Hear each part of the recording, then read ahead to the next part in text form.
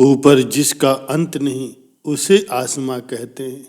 इस जहां में जिसका अंत नहीं उसे माँ कहते हैं। प्यारे सज्जनों, प्यार मोहब्बत क्या है ये तो मैं नहीं जानता, लेकिन हाँ, माँ की ममता और माँ का प्यार क्या होता है ये भली बात जानता हूँ। और आप भी जानते होंगे, माँ ममता की मूरत होती।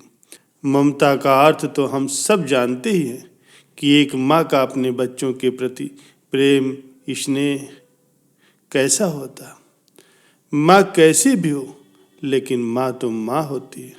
बहुत सारे लोग माँ का मतलब नहीं समझ पाते और अपनी माँ को न जाने क्या क्या भला बुरा सुना देते हैं।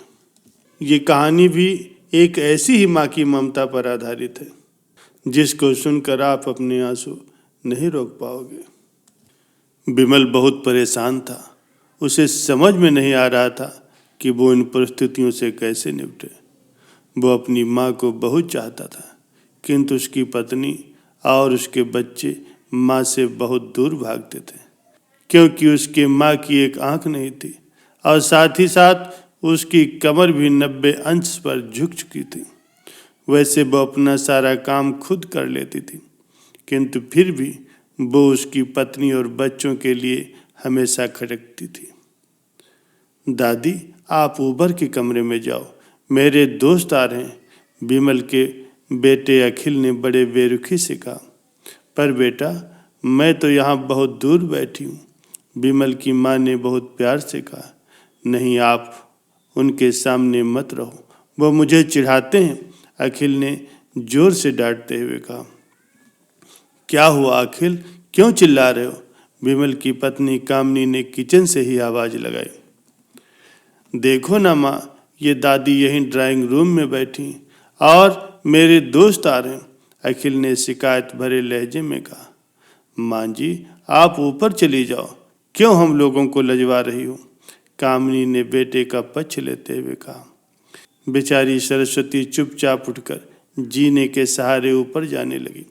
कमर झुकी होने के कारण उन्हें ऊपर चढ़ने में बहुत परेशानी हो रही थी, किंतु वो पूरी ताकत से ऊपर के एक अकेले कोने वाले कमरे में जाकर के बैठ गए। बिमल बाजू के कमरे से सब कुछ सुन रहा था। उसे कष्ट हो रहा था कि उसकी माँ को अपमानित होना पड़ रहा, किंतु वो असहाय था। अगर वो कुछ कहता तो पत्नी और उसके बच्चे उसका विरोध करने लगते। दूसरे उनके तर्क भी सही लगते थे, क्योंकि वो एक प्रशासनिक अधिकारी था। उसका सामाजिक स्तर बहुत ऊंचा था। उसकी ससुराल भी एक उच्च घराने में थी, अतः वो चुपचाप इस तरह हर दिन अपनी माँ को अपमानित होते देखता रहता था। रात को बिमल की पत्नी ने कहा, देखो जी, अब कुछ करो। कल कलेक्टर साहब की पत्नी आई थी, माँ जी अपनी ही देसी धुन धारा में उनसे मिली। मुझे बहुत शर्म आ रही थी ये बताते हुए कि ये मेरी सास है। मैंने उनसे कह दिया कि दूर की रिश्तेदार है, इलाज कराने आई हूँ। बिमल को रोना आ गया, किंतु फिर भी वो चुप रहा। उसे समझ में ही नहीं आ रहा था कि वो क्या करे। अपने बेटे की मन स्थिति को सरस्वती अच्छी तरह से जानती थी और बेटे को कोई कष्ट न हो, इसलिए वो हर बात को चुपचाप सह लेती थी। बिमल बहुत उदास रहने लगा। एक तरफ परिवार और सामाजिक स्तर पर जीने की प्रतिबद्धता थी और दूसरी ओर माँ। आखिर माँ से अपने बेटे की ये हालत नहीं देखी गई। एक दिन उसने अपने बेटे से कहा, बिमल, बहुत दिन हो गए, मैं अपने गांव जाना चाहती हूँ, मुझे वहाँ पहुँचा दो, यहाँ मेरा मन नहीं लग रहा। किंतु माँ, वहाँ तो कोई नहीं है, तुम्हारी देखभाल कौन करेगा? बिमल ने आश्चर्य से पूछा। अरे, सब गांव वाले तो हैं और वो तुम्हारे मामा जी तो उसी गांव में रहते हैं, और फिर हम सारी व्यवस्थाएं तो करके आएंगे ना। कामनी को तो जैसे मन की मुराद मिल गई हो। हाँ बेटा, बहुत सही कह रही है, सरस्वती ने लंबी सांस लेते हुए कहा। बिमल जानता था कि गांव में माँ की देखभाल करने वाला कोई नहीं, लेकिन अपनी पत्नी के जिद के कारण वो अपनी माँ को गांव छोड़ने पर विवश हो गया। माँ को गांव छोड़कर आते वक्त उसे रोना आ रहा था और अपनी बेबसी पर उसे गुस्सा भी आ रहा था, किंतु परिवार, पत्नी और समाज ने उसके इन मनोभावों को दबा दिया और वो सुकून सा महसूस करने लगा। कुछ दिनों के बाद उसके चाचा, जो अमेरिका में रहते थे, आने वाले थे।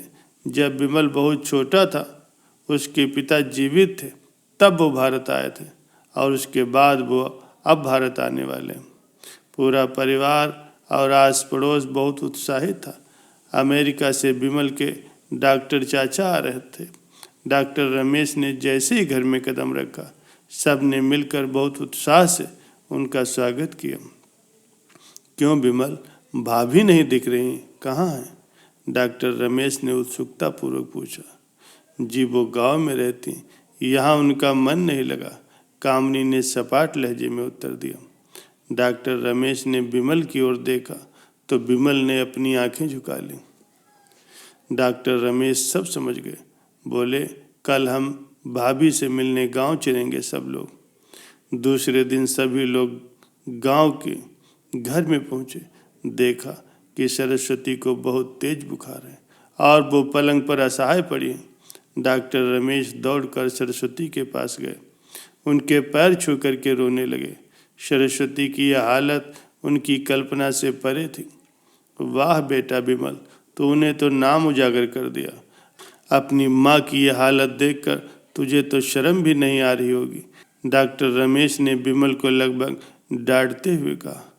नहीं देवर जी, विमल का कोई दोष नहीं है, मैं खुद गांव आई थी। सरस्वती ने अपने बेटे का बचाव किया। मुझे सब पता चल गया भाभी, आप चुप रहो। क्यों बहू, तुम्हें अपनी सास की कुरूपता पसंद नहीं है? समाज में तुम्हें नीचा देखना पड़ता है ना? डॉक्टर रमेश ने कामिनी की ओर व्यंग से देखा। कामिनी निरुत्तर होकर के विमल को देखने लगी। आज तुम जिस सामाजिक स्तर पर हो, वो इन्हीं के संघर्षों की देन है।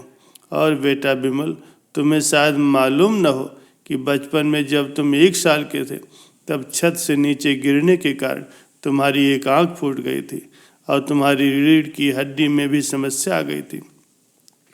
तब तुम्हारी इस कुरूप माँ ने अपनी एक आंख और अपना एक बोन तुम्हें दे करके इतना सुंदर स्वरूप दिया था।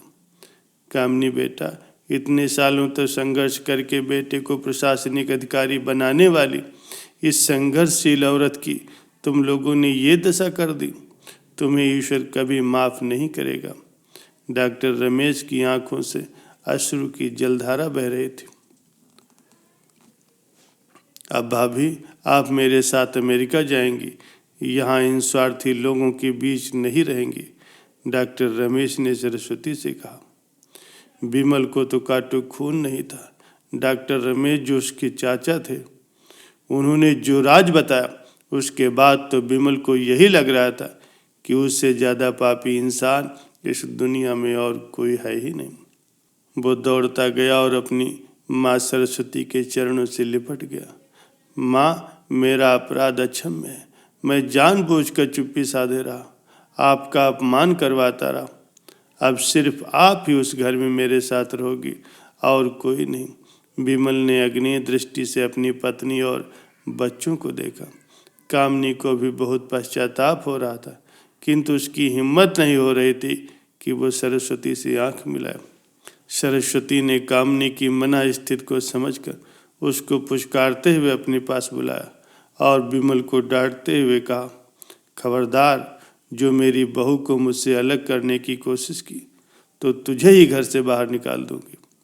कामिनी और बच्चों ने सरस्वती के पैर पड़ते हुए अपने व्यवहार के लिए माफ़ी मांगी और माँ के हृदय ने सबको माफ़ कर दिया। प्यारे सज्जनों, आशा करता हूँ कि आज का सत्संग आप सभी को पसंद आया होगा। आज के सत्संग का उद्देश्य ये नहीं है कि आप लोगों को ठेस पहुँचे, बल्कि मेरा उद्देश्य हर उस नागरिक को जगाना है जो अपने माँ बाप से बुरा व्यवहार करते हैं, उनसे दूर रहते हैं। अरे वो हैं तभी तो हम इस दुनिया में हैं। हमें तो उनका शुक्रिया करना चाहिए, न कि उनका तिरस्कार। वीडियो देखने के लिए आप सभी का बहुत बहुत धन्यवाद।